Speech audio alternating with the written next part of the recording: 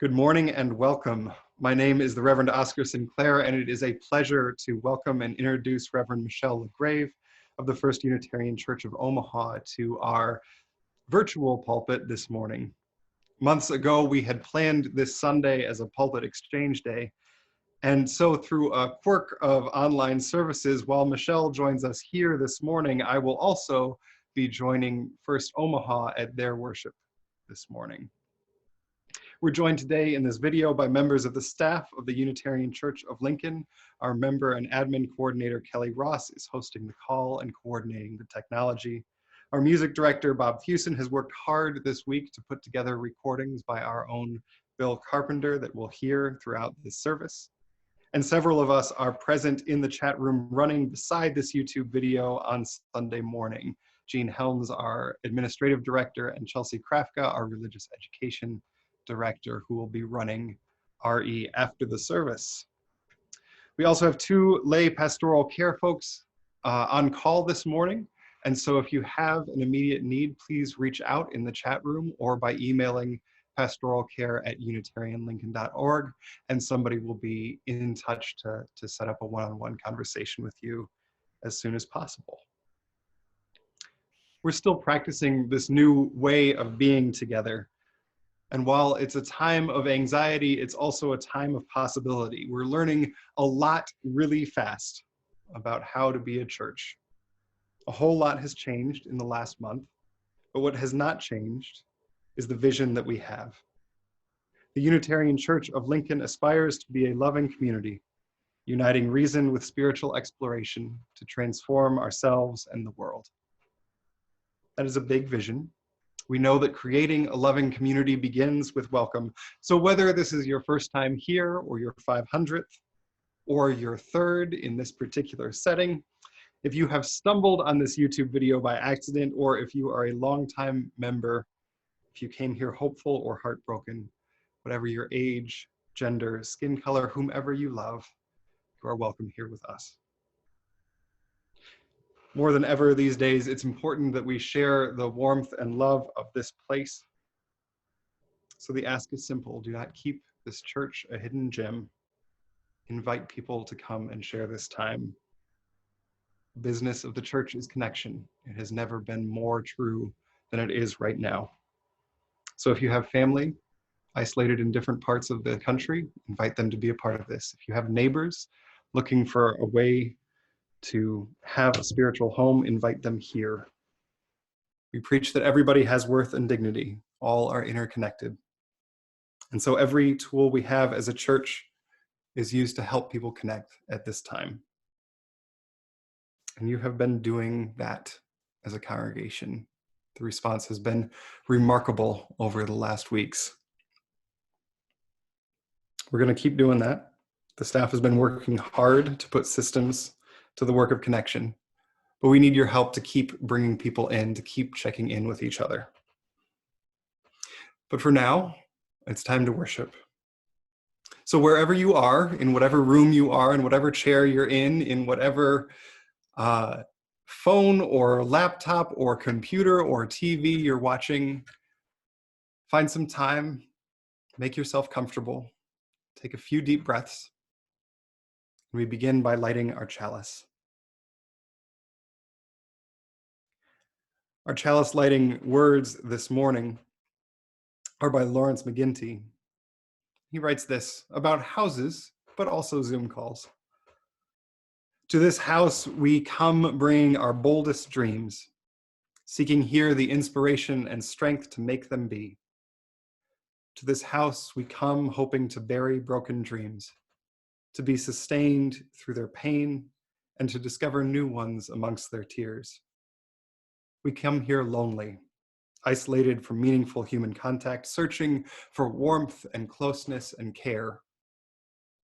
Needing to grow beyond plateaus of the commonplace, we seek here challenges and commitments productive of greater wholeness and deeper meanings. We come intense and constructed, hoping for encouragement to shed our pretenses and to be ourselves. Filled with despair and self-doubt, we seek affirmations prodding us to say yes to ourselves and to life. Somehow, putting happiness ahead of ourselves, we enter this place trusting that what happens here will enable us to make and accept a little bit of it now, today. It's a strange place, this house. Here we cry, sing, laugh, hurt, dance, touch, survive, celebrate, grow, doubt, hope, rejoice, pray, care, learn, think, wonder, become.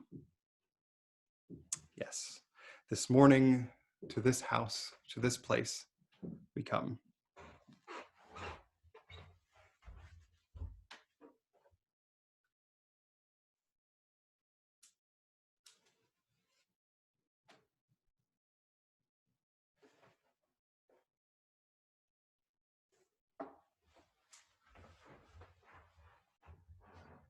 Our opening hymn, it's fun to say that. Our opening hymn is number 108, My Life Flows On in Endless Song. And I should say that while we have been lucky the last couple weeks to use music recorded by Unitarians and Universalists around the country, starting this week, we get to play music recorded by our own accompanist, Bill Carpenter, in our sanctuary on our piano. He and Bob snuck in there for a day and recorded a bunch of hymns on the piano that we'll get to use. So eventually we'll have words sung to these, but for right now they exist as piano pieces. Our opening hymn is 108, Our Life Flows On, My Life Flows On, an Endless Song. We'll play the piano music and put the lyrics up on the screen, and wherever you are, if you feel moved, feel free to sing along.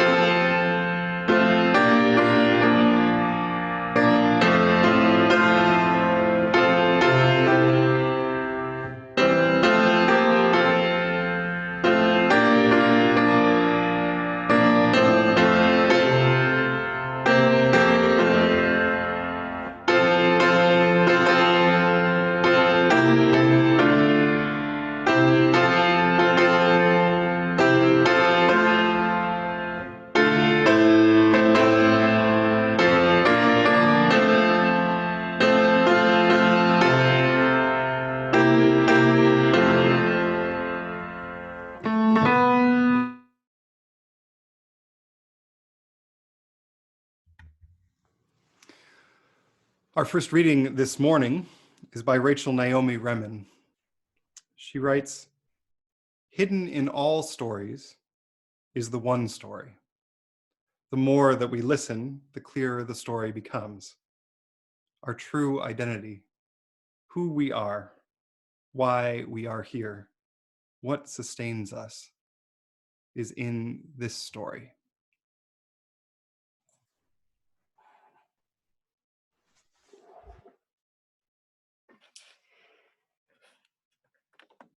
The last time I spoke with you all was just a few months ago.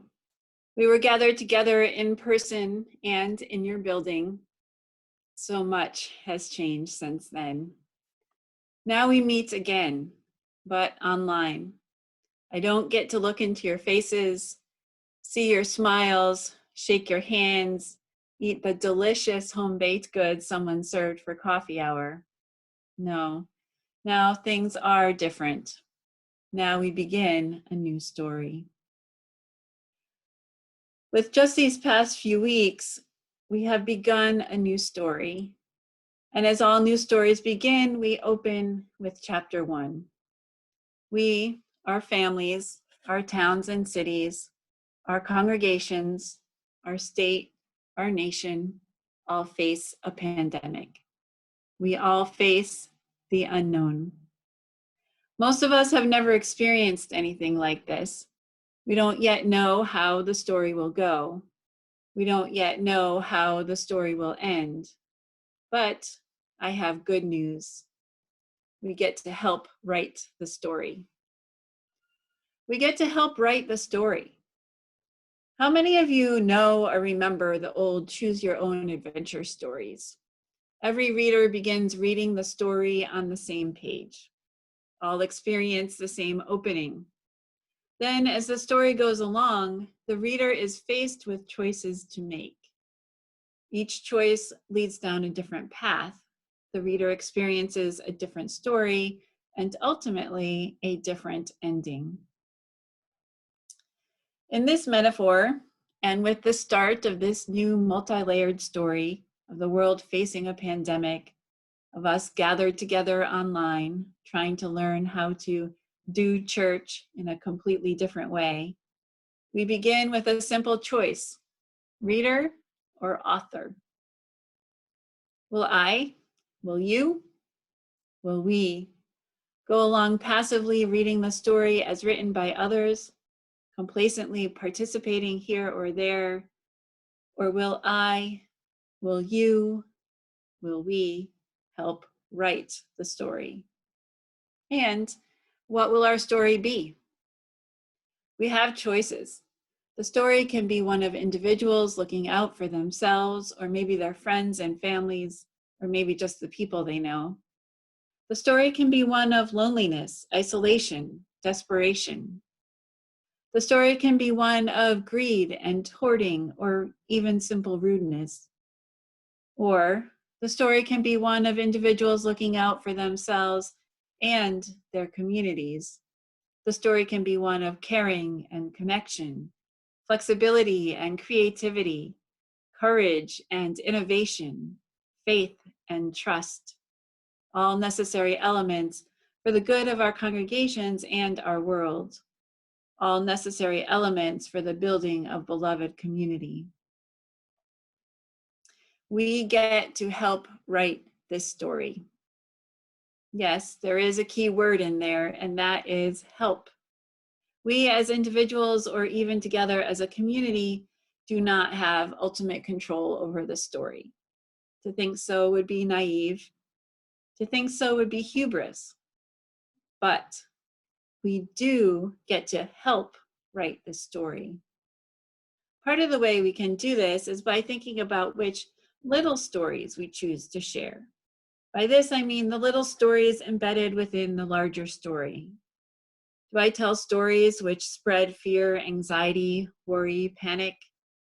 Do I focus on stories like, I can't believe so-and-so did such and such? And how do I tell them? Do I focus on the person sneezing on the plane, judging her for her decision to fly?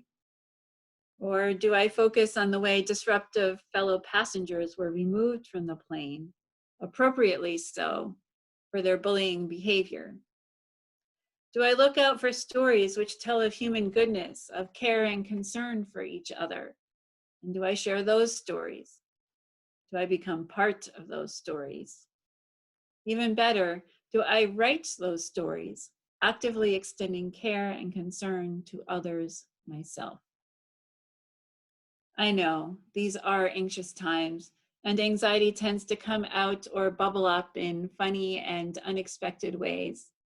The equilibrium of our world, our congregations, our communities, our lives has been disrupted. We are all in need of care and comfort. We are all in need of humor. As we begin to write this story, I ask you to be gentle with yourselves, be gentle with each other, extend grace, extend compassion, extend care, be flexible, be creative, look out for each other. This church, your church, already has one book written. It's called The First 100 Years. The church I currently serve as interim minister, First Unitarian Church of Omaha, has one too. Theirs is called Pillars and Dreams. This month, we begin writing a new book. Both congregations begin writing a new book. What will our individual and collective stories be? In what ways will they diverge, and in what ways will they overlap? I do not have all the answers any more than you do, but I have faith. I have faith in this community, in this congregation, and its ability to come together, to care for one another, to persevere. I have faith in human goodness, and I have faith that we are part of a larger story. One thing I do know, whatever our individual stories or our community story turn out to be, we are all part of a greater universal story. May it be so.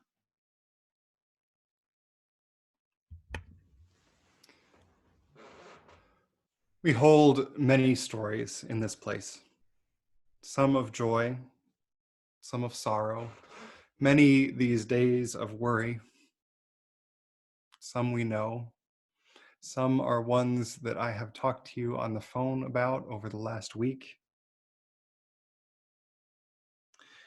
As this next song plays, we're going to do a modified version of our joys and sorrows ritual. So just to the right of this video, there's a chat box. And as the music plays, type your name or the name of somebody that you are holding in your heart with joy or with sorrow into the chat box. And the hymn doesn't need words. This is a hymn that has a lot of different names. Sometimes it's Earth Was Given as a Garden. Sometimes it's Hail the Glorious Golden City. Sometimes it's Blue Boat Home. But in whatever guise it takes, it is beautiful, especially when Bill plays it. Let us begin.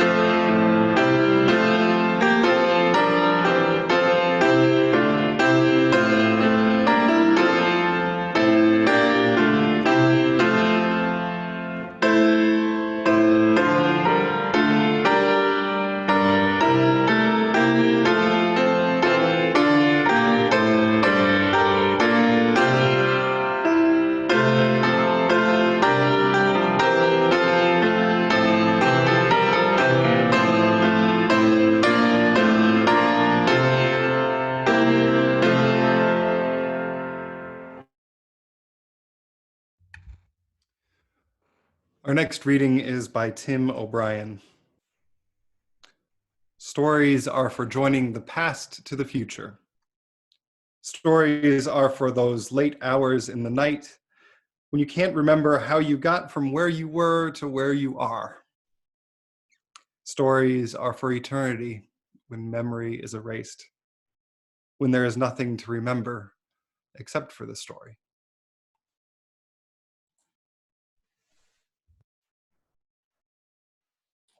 In some ways, history has taught us nothing about what to do in this current situation we face, a worldwide pandemic. None of us has faced anything like it in living memory, not even the eldest among us, who would have to be at least 105 to remember even just the tiniest little bit what was called the Spanish flu. Before that, we would have to look back all the way to the Middle Ages to remember the Black Death. That's not to say there aren't similarities or pandemics to be found in history, but that we don't remember them, that the strategies for facing pandemics have been largely forgotten, that there is no one left to tell the stories of what it was like to live through the last major pandemic. In some ways, history has failed us, even with formal study, with a curriculum overly focused on war conflicts and heroes, even though the Spanish flu was spread most rapidly through wartime activity. So yes, we can look back to the Spanish flu for a few lessons. We know people wore face masks and tried to keep their distance from others, using practices of isolation and quarantine. But the world is so different now from what it was then. The flu took months rather than weeks to spread. Both people and communication traveled more slowly than they do now, and the science of understanding disease was much less developed. And in other ways, history has taught us everything we need to know about what to do in this current situation we face, a worldwide pandemic. These lessons are not to be found by looking back to a former pandemic, but to war. World War II, to be exact, also known as the Good War. That's not to say that we are at war now. No one started it. There is no one to blame. There is no enemy. There will be no vengeance or retribution or retaliation. There is no story of extraordinary tyranny or oppression or conquest. I want to be careful to say that there are clear limits to this wartime analogy I am using with some trepidation. Now, here the lessons to be found are in remembering the home front. For here we do have stories, more stories of what it was like to live at home through a world war. We have been told stories of what it was like, and we still have people who can tell us more stories of what it was like to live through a time of extraordinary sacrifice, a time when every person, including every child, was expected to contribute to a nationwide effort. Whether you were taking care to draw blackout blinds across your windows each evening, planting your victory garden, or buying bonds, whether you are a business person stepping up production of needed supplies, a woman taking a job in a factory, a housewife carefully shopping with her ration stamps, a child collecting scrap metal or rubber, or a teen dropping out of school early in order to go to work, you were expected to contribute in ways both great and small to a massive nationwide effort. The same holds true for us today. We are being asked to contribute in ways both great and small to a massive worldwide effort to slow down a deadly virus and save human lives. History has taught us that we can do this with each of us, every person, every child, every teen, every adult, contributing to the effort. Though this time there is no need for layers of patriotism or nationalism, no need to take other human lives, this one truly is a good war. Edward Everett Hale, a 19th century Unitarian minister, once wrote, "I am only one, but still I am one. I cannot do everything, but still I can do something. And because I cannot do everything, I will not refuse to do the something that I can do. Though needs, those of our own and those of others, may feel overwhelming at times, we can all do something. And you are all doing something. This community, this congregation is full of people doing something. And I know because I have asked Oscar about you and how things have been going in your congregation. He told me that one of the most remarkable things you've been doing is making things like painted rocks and baked goods and lamps made out of old bottles and Christmas lights and giving them to each other in exchange for a contribution to the minister's discretionary fund. And he's told me that you've already raised nearly $4,000 by doing so. Money that will provide critical help for your community over the coming weeks. Oscar also told me about how impressed he is with how many of you have been willing to try out new things, a critical skill for any congregation in adapting to such a changed environment such as we now all face. The people of First U Omaha are doing something too. Many of these things are probably the same as what you are doing. Sending cards, making phone calls, taking people to the laundromat, helping other church members move after a fire, teaching people how to use new and unfamiliar technology, learning new and unfamiliar technology, showing up to work at the food pantry, caring for medically fragile people, advocating for their patients and themselves, serving on a search committee and rapidly adapting to a new creative way of doing search, putting in extra hours on top of a full-time job, teaching religious education online, maintaining their pledges, giving extra, paying ahead for the haircut they won't actually have in a few weeks when the salon is still closed, volunteering to help even after moving away from Nebraska, doing what is asked of them even though it is outside their usual job description, and 1,000 other things. The many ways members and friends of each congregation find to contribute are also many of the ways in which each congregation's story overlaps and weaves itself into the greater universal story. Richard Gilbert, another UU minister, has said, "In this fragile moment of time is the culmination of all that has been and the promise of all that shall be. Here in our grasp, in this moment, is the center of our world." How true this is for us today as we engage with this new good war, where the heroes are doctors and nurses and pharmacists, food pantry volunteers and computer specialists, customers and musicians, caregivers and card makers and grocery store workers. In short, all of you. The stories have begun to be told of who we are and how we shall be in these difficult and anxious times, and it is clear that you are a good and generous people. Thank you for all you have already done and you will continue to do. I am deeply grateful. Even though outdoors, our two congregations are spread apart by many miles online, we are right next door to each other. We can and will do this together. Amen and blessed be.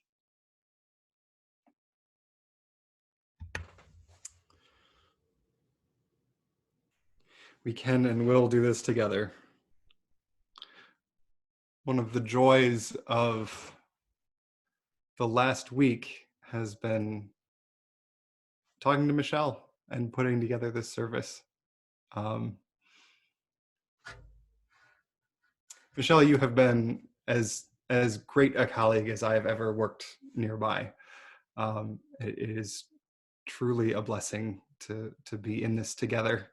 And I don't think I told you that this morning, but there's been a couple times this week where I've really needed somebody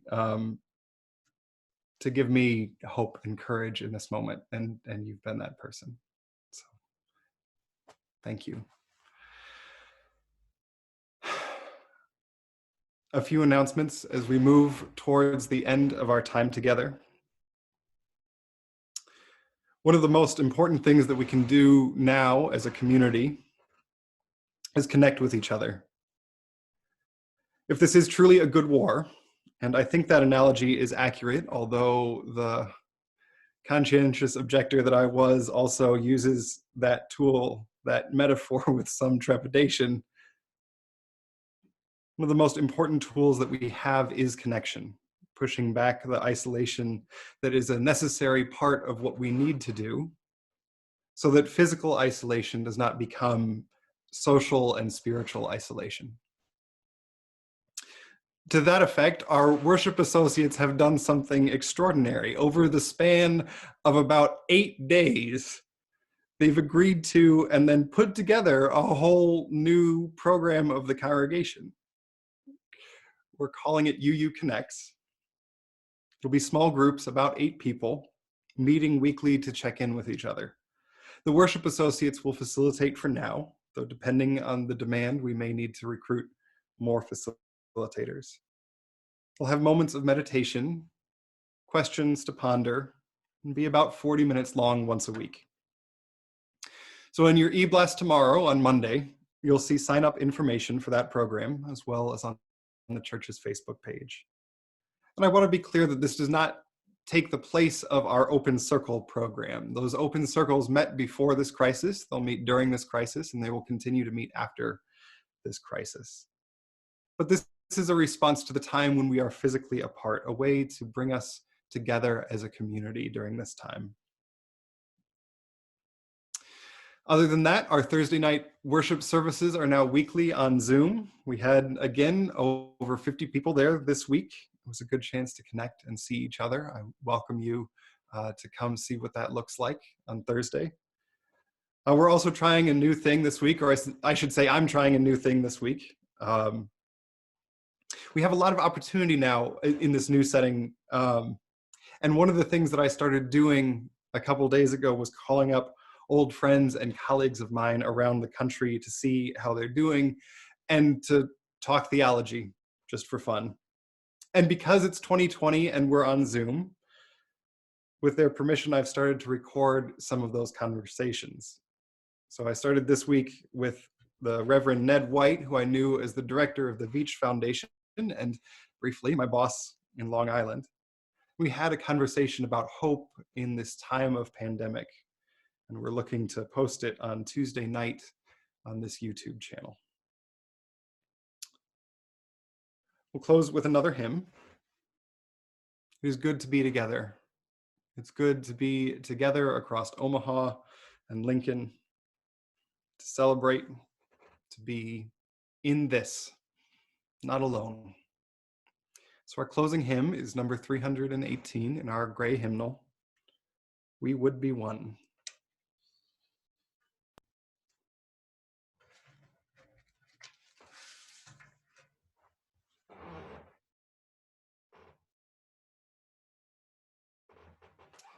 Kelly, I think you may still be muted.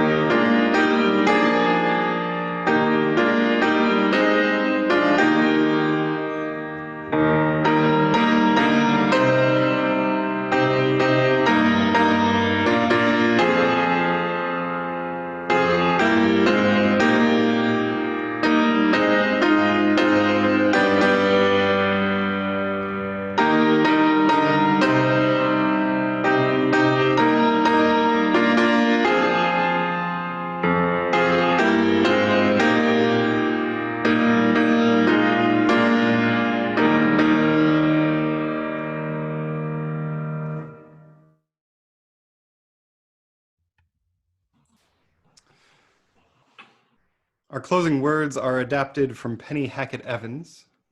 And because Michelle and I are saying them together, I wonder if we can move into gallery view briefly so we can both be seen.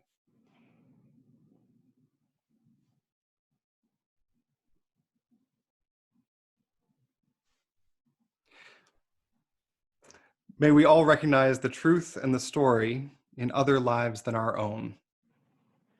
May we hear and honor the truths that we all bring as we gather together in new ways. Together we have truths. Together we have a story. Together we are a community. We'll now extinguish the chalice. See you soon, and amen.